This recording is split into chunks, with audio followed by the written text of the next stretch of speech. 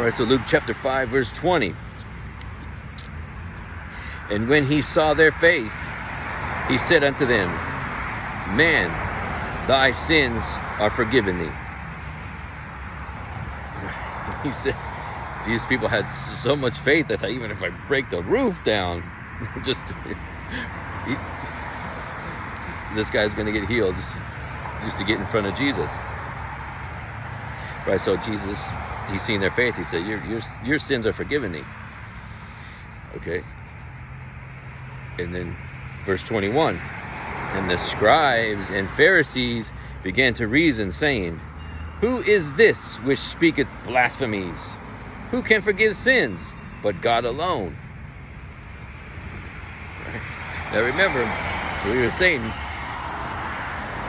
that these guys were sitting by. So Jesus knows who's in the area. He knows these guys are sitting by. Right, and so when the guy came to be healed, he said, Thy sins are forgiven thee, because he's knowing he's going to get a reaction from these guys, right? And so in verse 22, but when Jesus perceived their thoughts, he answering said unto them, What reason ye in your hearts?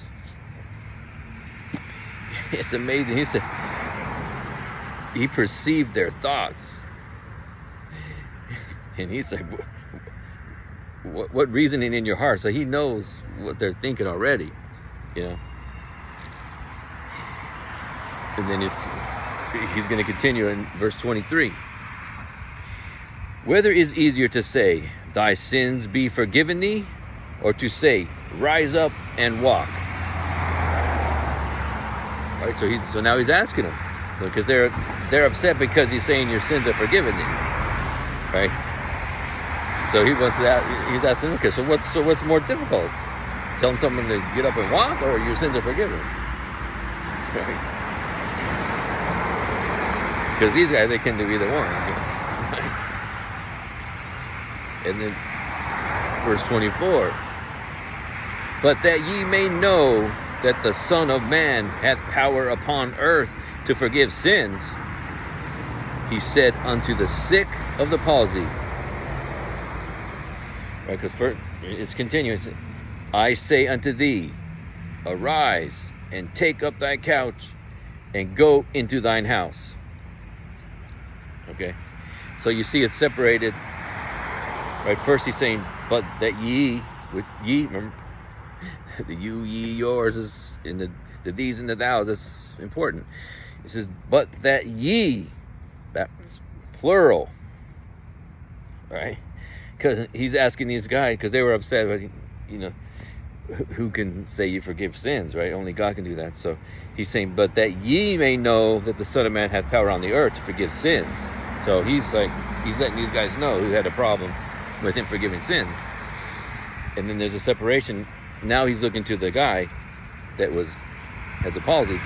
As it said, he said unto the sick of the palsy, I say unto thee, singular, thee, arise and take up thy couch and go into thine house. See, that's a good verse to